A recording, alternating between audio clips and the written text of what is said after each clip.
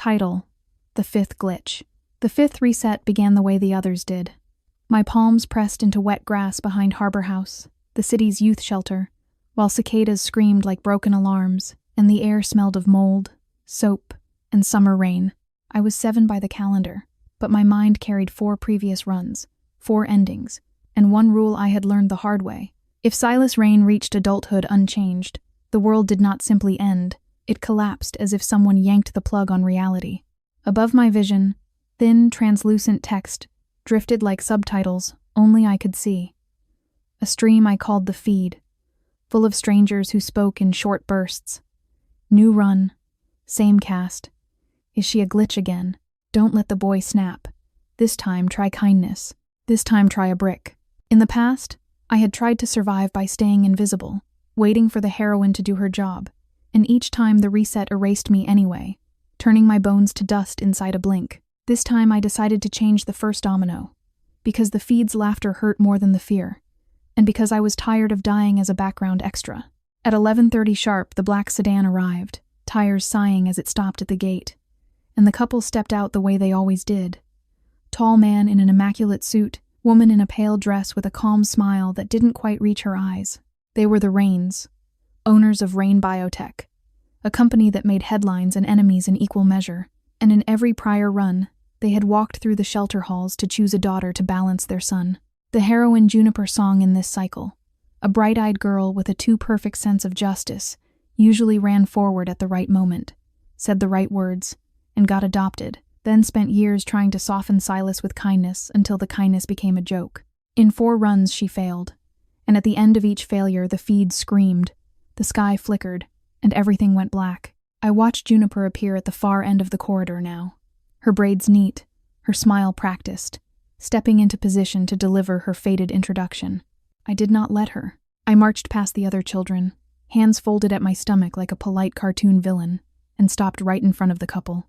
I bowed a full 90 degrees as if my spine came with hinges and chirped, "Good afternoon, sir, ma'am. I'm Larkvale. I am the naughtiest kid here, and also the cleanest. If you want a challenge, pick me." "Mrs." Rains blinked, startled into a real laugh, and Mr. Rains studied me the way executives studied contracts, searching for hidden liabilities. The feed erupted. She cut the heroine's line. Little menace energy. She's speedrunning adoption. Bad idea but fun. Watch the sun eat her alive. Juniper froze behind me, eyes wide with the offended confusion of someone whose script had been stolen. Mrs. Rains crouched so our faces were level, her perfume gentle, her voice gentler. "Why do you want to come with us, Lark?" I could not tell her the truth that I wanted to keep her son from becoming a weapon, so I offered a smaller truth dressed as a joke. "Because your car looks quieter than this place," I said, then smiled as if quiet was the greatest luxury I could imagine. She touched my cheek with careful fingers, and her gaze softened in a way that made my throat tighten for reasons I refused to examine. "We do have a son," she said. And there it was, the line that always preceded catastrophe. "He is complicated. Would that frighten you?" I widened my eyes and answered with an enthusiasm that sounded like trouble. "No, ma'am. I'm complicated too. We can be complicated together." 2 hours later, paperwork moved faster than it should have, as if the universe wanted me removed from Harbor House before I could cause more deviation, and by sunset I was buckled into the back seat of the black sedan, watching the shelter shrink in the rear window. Juniper stood in the doorway, hands clenched, and when our eyes met, she mouthed one word I could read easily. "Why?"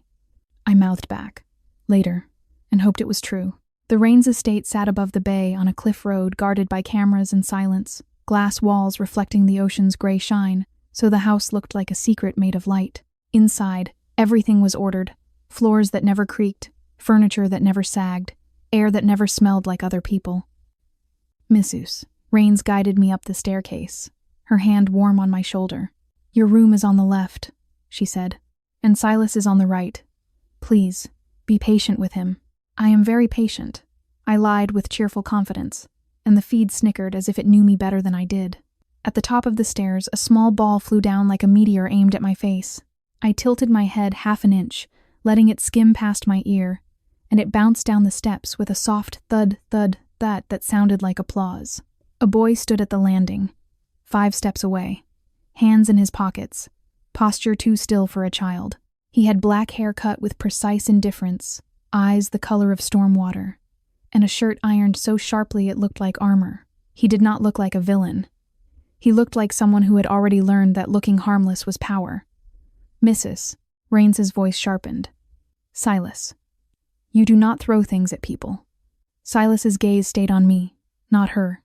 She dodged, he said, as if that absolved him. I picked up the ball, rolled it between my palms, and offered it back with a bright smile. Nice throw, I said. Next time try aiming for my ego. It's easier to hit. For the first time a crack appeared in his composure, a tiny twitch at the corner of his mouth that might have been surprise or irritation. The feed typed furiously in my peripheral vision. First contact. She's not crying. The boy is confused. This is better television. Mrs. Raines exhaled as if she had been holding her breath for years.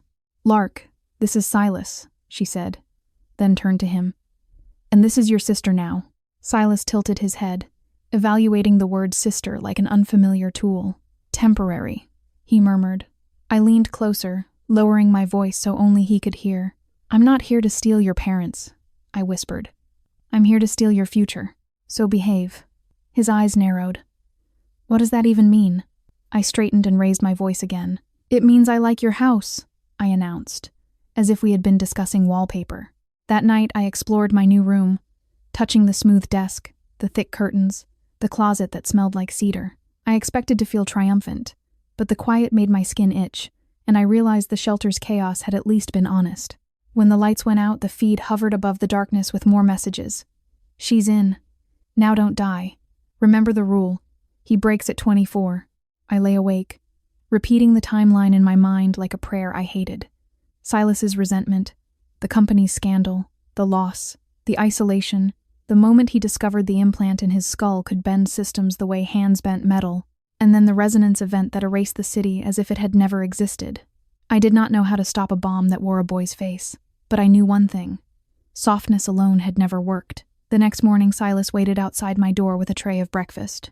For half a second, I thought it was an attempt at peace, until I smelled the sharp chemical tang of dish soap in the orange juice. He watched me with calm interest, a scientist waiting for a reaction. I sipped the juice anyway, made a face like a dramatic actor, and said, Wow, very clean. My insides feel disinfected. Silas's eyelid flickered. You're supposed to spit it out. You're supposed to learn that I'm not a fragile princess, I replied, and he poured the juice into the sink without breaking eye contact. Mrs. Raines walked in right then, saw the tray, and smiled warmly. Silas, that's thoughtful, she said, misreading the entire situation with parental hope. Silas opened his mouth, considered explaining, then shut it again, trapped by his own desire to appear flawless. I patted his shoulder like a benevolent tyrant. He's very thoughtful, I agreed. He thinks about me constantly. The feed applauded silently, and I knew the game had begun. Weekends were the most dangerous, because adults relaxed, schedules loosened, and Silas had room to improvise. On the first Saturday, Mrs. Raines took us shopping, determined to perform normal family, the way wealthy people performed charity, and Silas walked beside the cart like an unwilling bodyguard, eyes scanning exits instead of shelves. At a clothing store, he leaned close and murmured, If you wander off, no one will blame me. Then pretended to study a rack of jackets. I pretended to be fascinated by socks while I watched him watch me, because his threats were rarely about malice and almost always about control. When Mrs. Raines stepped into a fitting room to change, leaving us near the food court, Silas tugged my sleeve with a theatrical innocence that would have fooled a camera. Ice cream, he said, voice soft, eyes big, the perfect imitation of a child asking for a treat. I narrowed my eyes. You don't even like sugar. I like the idea of you being distracted, he replied, and his honesty was so blunt it was almost polite. I walked him toward the ice cream kiosk anyway because I wanted to see what his plan was and because I had learned that denying him small battles made him seek bigger ones. 3 men lingered near a pillar by the restroom corridor. Too still, too interested, their gazes skimming over children with the predatory patience of people shopping for weakness. The feed flickered with alarm. Bad vibes. Those aren't dads. Somebody call security. This is the wrong kind of plot. Silas noticed them too, and in a flash his scheme shifted. I saw it in the way his shoulders tightened, in the way his eyes calculated angles. He pushed me lightly, a nudge meant to send me toward them, then whispered, "You're loud, right? Prove it." I smiled, because I understood the trap and because I could use it. When the men stepped forward, one reaching for my wrist, I inhaled and screamed with the full force of every death I remembered, a siren that turned heads across the entire food court. "Help!" I shouted, pointing wildly. "They're kidnapping my brother." The sentence was absurd, but absurdity travels faster than truth. And in the split second of confusion, the three men did the worst possible thing.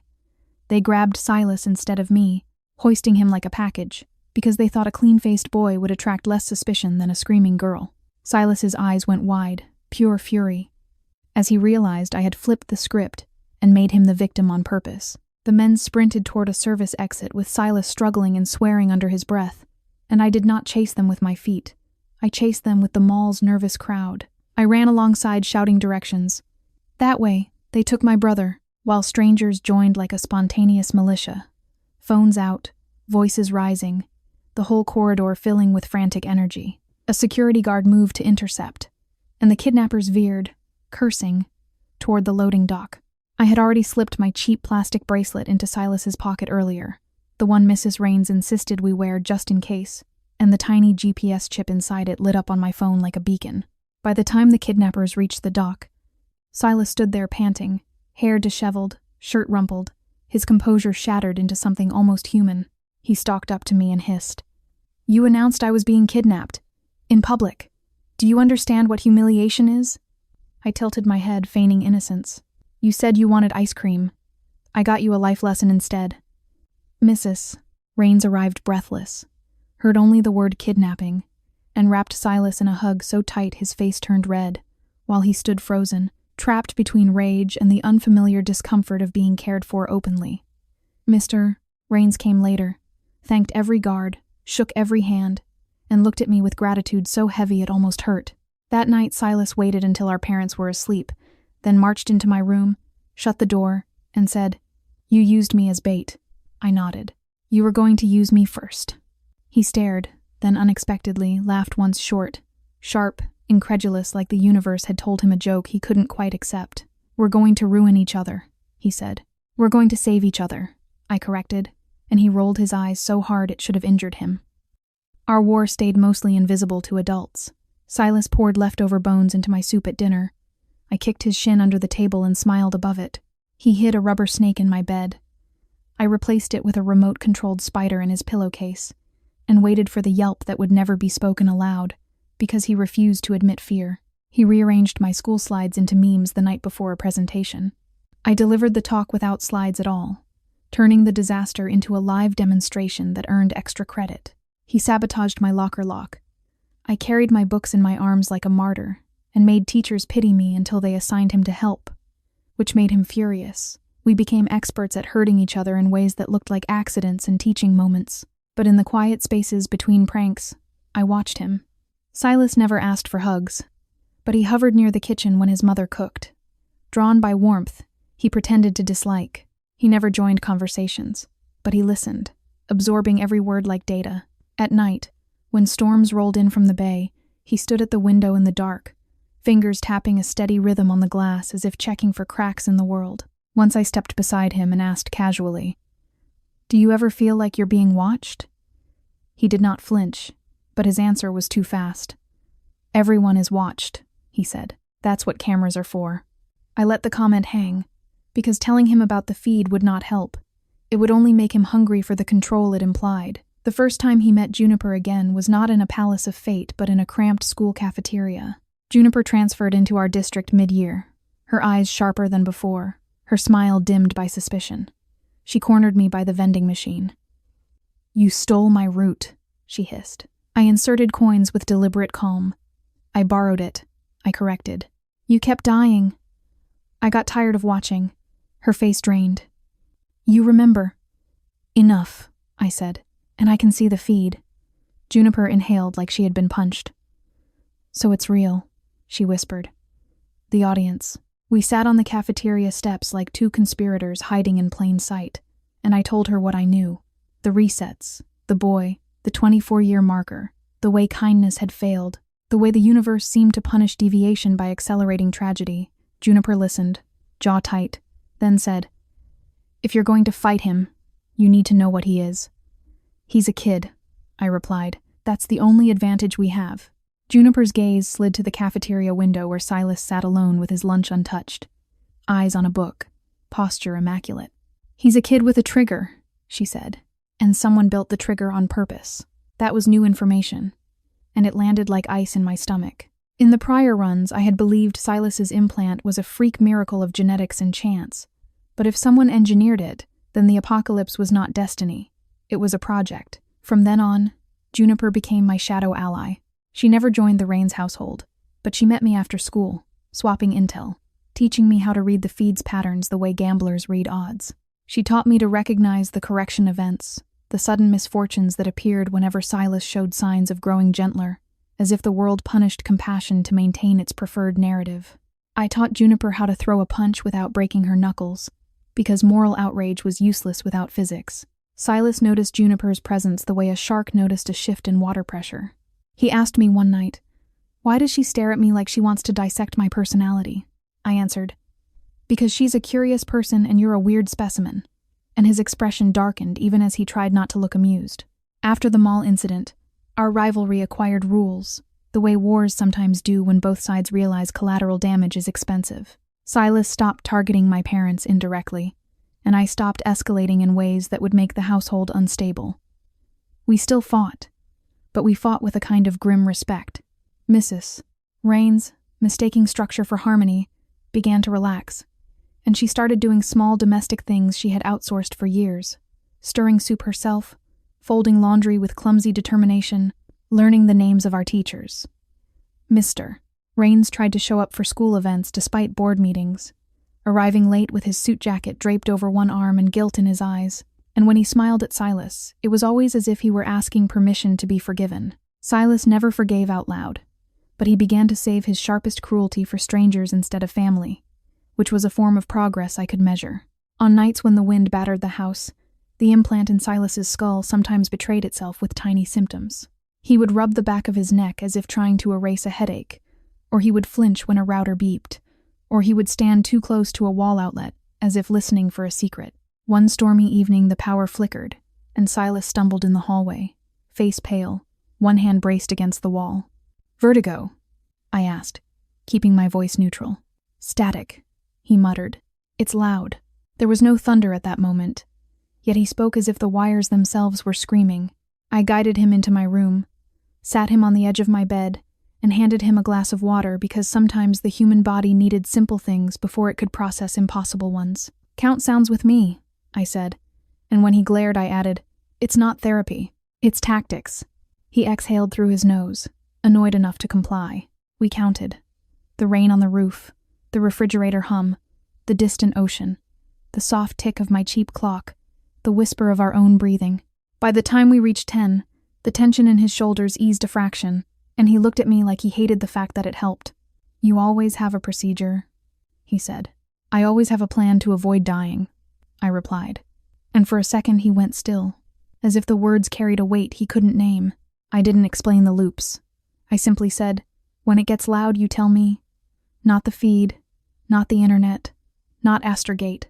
You tell me." Silas stared at my bedside lamp as if deciding whether trust was a defect or a tool. Then he nodded once. Minimal, reluctant, but real. To celebrate the tiny victory, I did what I always did when I felt too much. I annoyed him.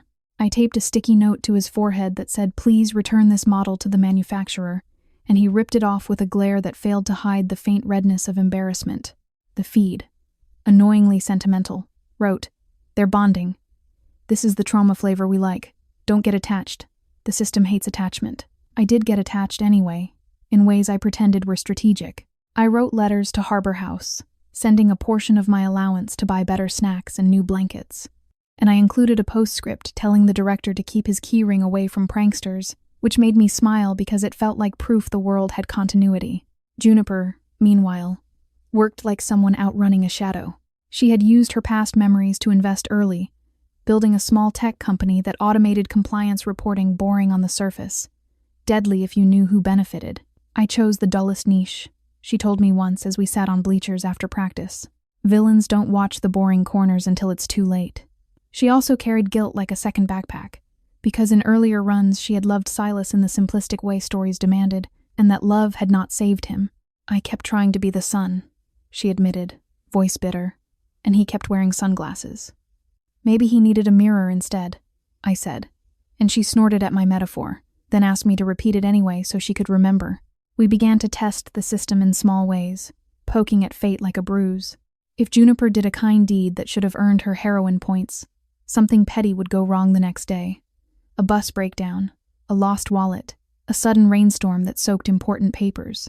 If Silas did something human like leaving a snack for a stray cat behind the gym, his laptop would crash that night, or a teacher would accuse him of cheating on a test. Every correction event pushed him toward isolation, as if the universe wanted the villain alone. So we built counterweights. We made friends for him by force, pairing him with students who didn't flinch at his arrogance because they were too arrogant themselves. We made routine, because routine is a rope in a storm. We made space for his anger to discharge safely. Boxing gloves in the garage, sprinting races at the track, coding competitions where he could win without hurting anyone. Sometimes it worked so well that I almost believed the 24-year curse was a lie. Then I saw the first recruitment attempt. It happened at a science fair where Silas presented a neural interface prototype for a class project, and a smiling man with a silver tie pin lingered after the judges left, clapping politely. "Remarkable work," the man said. "You have a rare architecture. Astergate would like to sponsor you." Silas's expression stayed blank, but his pupils tightened like a camera lens. Before he could answer, I stepped in, beaming like an overeager sibling. "Sorry," I said. "He's already sponsored by my annoying personality, and it's exclusive." The man laughed as if I were cute, yet his eyes stayed on Silas with proprietary interest. "We'll speak again," he said, and walked away too calmly for someone who had been refused. Silas watched him go, then said in a low voice, "They think I belong to them." "You belong to your mother's terrible rice," I replied, and he almost smiled, which told me he heard the fear underneath my joke. Years rolled forward with the steady cruelty of calendars. By 16, Silas had grown tall, his shoulders broader, his voice deeper, but his eyes still carried the old sharpness. By 16, I had learned that fighting him directly only made him refine his weapons, so I fought sideways, through environment, through relationships, through the small daily proof that people could be safe. I dragged him into community events, not by pleading, but by threatening embarrassment. I volunteered us at the neighborhood food bank and told him the only way out was to finish sorting cans. So he did, face blank, hands moving with ruthless efficiency. He complained about the noise, but he showed up again the next week without being asked, which I pretended not to notice. When a younger student got bullied behind the gym, Silas started to walk away, then paused because my stare pinned him like a nail. With a sigh that sounded like an insult to humanity, he stepped in, said nothing, and simply looked at the bullies until their bravado wilted. Afterward, he muttered, "You're manipulative," and I replied, "And you're learning." The feed loved it, of course. Character development. The boy has a heart. Don't get comfy. Tragedy incoming. The tragedy arrived early, like a correction hammer. One morning, Mr. Rains came home with his tie loosened and his face gray, and I knew before he spoke that the story had shifted. "There's an investigation," he said quietly. "Someone leaked documents claiming our trials were falsified." "Mrs." Rains gripped the counter so hard her knuckles whitened. "That's impossible," she whispered. We were careful. Silas stood in the doorway, silent, watching their fear ripple through the kitchen like spilled ink. Within days, accounts were frozen, investors fled, and strangers showed up at the gate with cameras and accusations. The feed surged with gleeful panic. Correction event. They punished the boys, softening. Here comes the dark arc. I found Silas in the basement lab that night, staring at a rack of servers like they were a shrine. "It's them," he said without turning. Astergate. Astergate was the rival conglomerate that had always hovered at the edge of the previous runs, a shadow with too many lawyers and too much patience. "How do you know?" I asked. Silas finally looked at me, and the hunger in his expression scared me, not because it was violent, but because it was eager. "Because they want me," he said. "They always wanted what's in my head. Mrs." Rain sold the estate before the bank could take it, and we moved into a rented apartment near the freight yards where the air tasted of rust. The first night there, a train screamed past, shaking the thin walls, and Mrs. Rains flinched like she expected the building to fall apart. Mr. Rains tried to joke about adventure and minimalism, but his eyes looked like someone had stolen his language. Silas sat at the small kitchen table and opened his laptop, fingers moving faster than thought, hunting for enemies in the dark web of finance. I sat beside him, opened my homework, and said, "If you burn the world down, you'll still owe rent." He snorted once, a tiny sound of reluctant amusement, then returned to his calculations. School became a different planet overnight. Kids who had once wanted Silas's approval suddenly wanted his humiliation, and they gathered like vultures around our reduced circumstances. One afternoon, a boy on the basketball team spun a ball on his finger and said loudly, "Hey, Rain, where's your chauffeur?" Silas ignored him, which only fed the pack. The ball flew toward Silas's face, and my body moved before my mind could vote. I stepped in front and took the hit to the forehead. Pain flashed bright, and the feed shouted commentary I could barely read. "She tanked it. Bad trade. He's about to snap." Silas's hand caught my shoulder, steadying me, and for a moment his mask broke, revealing raw shock that looked almost like care. Then his gaze lifted to the crowd and turned cold enough to frost skin. I squeezed his wrist. Hard. "Not here," I whispered. "Not yet." His breathing slowed by force, not peace, and he allowed me to drag him away while laughter followed us like thrown stones. That night I made another choice no one asked for. We had money for one future, and the math was not sentimental. Silas could earn scholarships. He could crack exams like locks. He could climb out of debt with brilliance even if the world tried to push him down. I could too, but if both of us demanded the resources, Mr. and Mrs. Rains would break, and their breaking was the fuse in the old timeline. So on my university entrance test, I left answers blank on purpose, pretending nerves, pretending confusion, pretending the ceiling light was too bright. When results came, Silas was accepted to a top program with financial aid, and I failed by a margin slim enough to look tragic, rather than suspicious. Mrs. Rains cried and apologized to me until I hugged her and said, "It's fine. I'll work for a year. I'll try again." And she believed me because she needed to believe. Silas did not believe. The night before he left for campus, he found me washing dishes at midnight, and he said quietly, "You threw it." I kept scrubbing a plate that was already clean. I slipped. I lied. Because even after 4 deaths, I still struggled to say I loved someone without turning it into a strategy. Silas's voice roughened. "Why?" I set the plate down. "Because you're better at surviving long term," I said. "Because you have a target on your skull and I can't afford for you to carry guilt on top of it." He stared at me as if seeing me as a person rather than an obstacle for the first time. Then, because he was still Silas, he scoffed. "Your martyr act is obnoxious. And your gratitude is defective," I replied, and we both almost smiled, which was as close to tenderness as we got. Silas left. The apartment became quieter, and the feed grew louder in the empty spaces. I worked at a convenience store, then at a noodle stall, then cleaning offices at night, stacking wages like sandbags against a flood. Juniper, who had always had the heroine's knack for landing on her feet, surfaced again with money and connections earned from a tech startup that the feed insisted was plot armor. She met me on the rooftop of our apartment building and handed me a cheap phone with a cracked screen. "Silas is being tracked," she said. "Not by fans, by Astergate." I gripped the phone. "I know," I said. "They accelerated the collapse because he was drifting from their plan." Juniper nodded, face grim. "They want the resonance event. They want the world to reset so they can farm it for data. And Silas is the key because his implant can interface with the city's infrastructure at a level nobody else can." My stomach turned. The apocalypse was not a tantrum. It was a product. We planned in whispers, drawing maps on napkins, timing patterns, watching for correction events. I kept Mr. and Mrs. Rains alive with relentless paranoia. Wear reflective straps at night. Don't take shortcuts. If a light turns yellow, stop. They joked about my anxiety until their smiles grew strained, because fear is funny only until it's accurate. Silas called every few days, pretending he wanted to complain about cafeteria food, but his questions always circled home. "Did Dad get his check? Is Mom sleeping? Are you eating?" I teased him to keep him from hearing the panic in my voice. "I'm thriving," I said. "I've become the queen of instant noodles."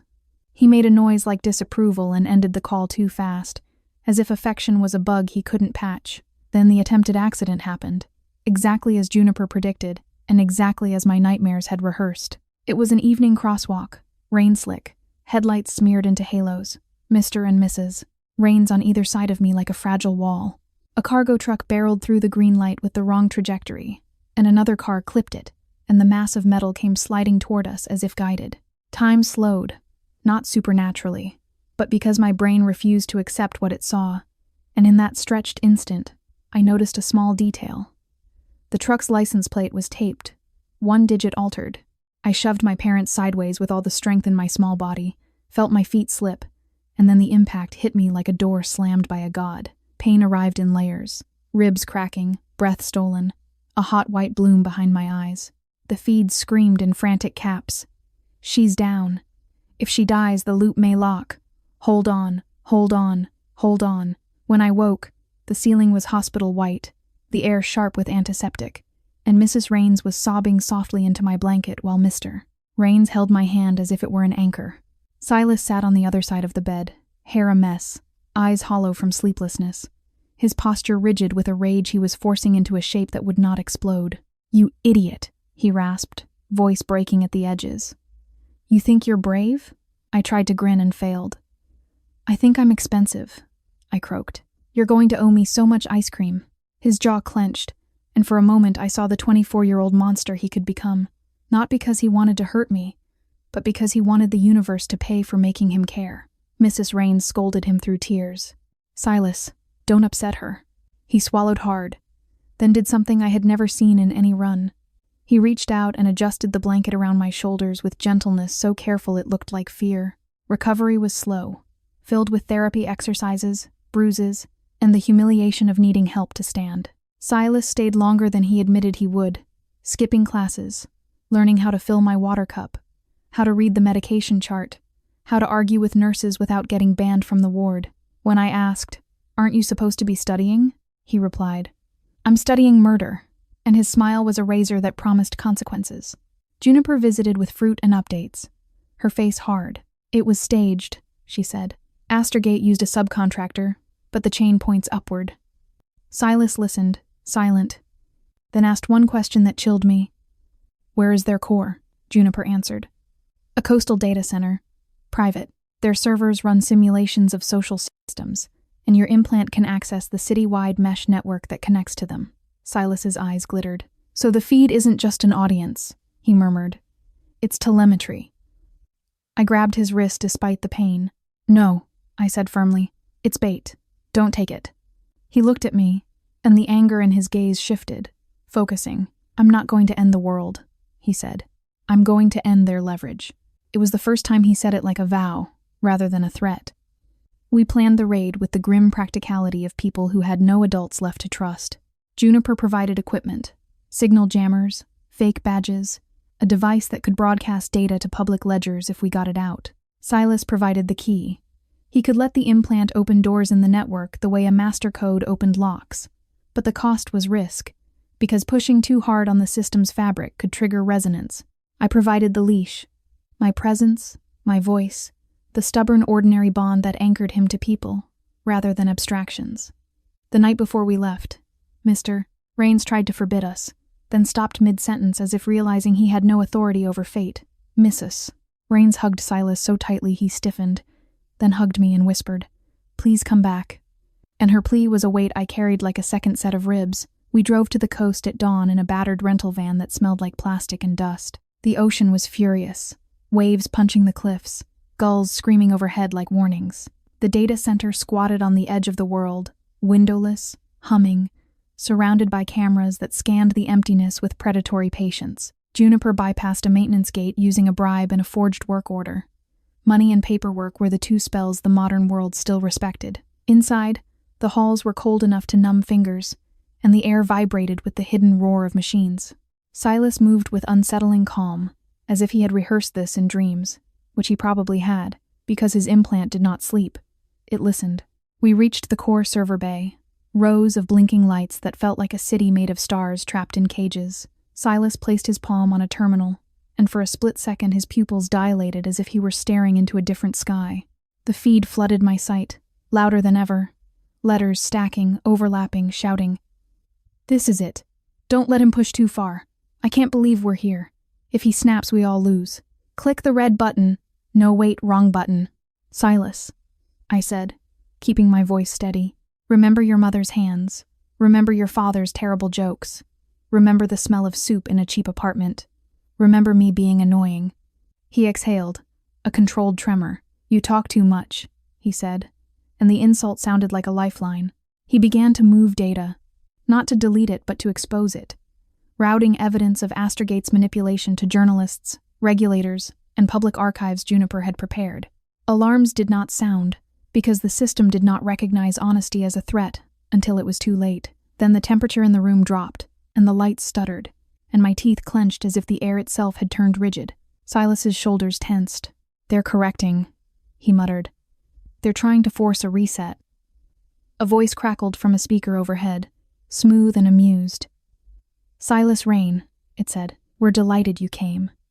You've always been the most valuable variable." Juniper hissed. "They're live." The feed turned into a frenzy of worship and terror, and I realized with sick clarity that some of the messages were not fans. They were operators, nudging probability with words. Silas's gaze went empty, the dangerous calm of someone about to commit to annihilation. His hand lifted, fingers trembling near the terminal's kill switch, and I knew that if he triggered resonance here, the world would flicker out, giving Astorgate exactly what it wanted, a clean reset and fresh data. I stepped closer despite the pain still lodged in my ribs and said, "If you burn it all, you become their proof." He did not look at me. "If I don't burn it, they keep hunting us," he whispered. I swallowed, then did the one thing I had never done in any prior run because I had been afraid it would feed the monster. I told him the truth. "I have died 4 times, I said quietly, not metaphorically. I have felt my body erased. I have felt your grief in the seconds before the world disappeared. Every time you snapped, you weren't free. Silas, you were a button they trained to press." His eyes flicked to me, and something inside him shuddered. "So press a different button," I continued. "Do the opposite of what they expect. Don't end the run. End their control over it." Juniper slid the broadcast device toward him. "Dump everything," she urged. "Make it public. Force the story out of their hands." Silas's breathing hitched, then steadied. He lowered his hand from the kill switch, and instead slammed the broadcast key with a brutal decisiveness that felt like choosing life with clenched teeth. Data erupted outward, encrypted and mirrored across networks. Impossible to bury, impossible to rewrite cleanly. The speakers overhead spat static, then silence, as if the operators had choked on their own arrogance. The lights steadied, and the temperature rose, and my muscles unclenched one by one. The feed did not vanish, but it changed. The messages slowed, uncertain, losing their gleeful certainty. Did we just lose? That wasn't the ending. Why does this feel like a new genre? Wait, is this hope? We ran before security could mobilize, sprinting through corridors, laughing in short, sharp bursts like people who had stolen seconds from death. Outside, the ocean wind slapped our faces, cold and alive, and for once the world felt solid under my feet. The aftermath was not clean. News broke, lawsuits flew, arrests followed, and Astorgate's executives denied everything until evidence drowned them. Mr. and Mrs. Rains were called to testify, terrified but unbroken, and for the first time in years, Silas sat beside them, not as a weapon, but as a son. He returned to school under the weight of attention, yet he did not retreat into cruelty. He carried himself with a grim steadiness that looked like maturity rather than menace. I returned to work, to bills, to rehab exercises, to ordinary life, and it felt miraculous. One rainy evening months later, the feed appeared again, softer, a single line hovering at the edge of my vision. "Would you like to exit this run?"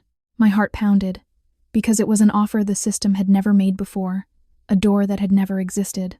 I imagined stepping through it into an unknown quiet, free of loops, free of responsibility, free of watching a boy teeter on the edge of apocalypse. Then I heard Mrs. Rains laughing in the kitchen as she burned rice and blamed the stove,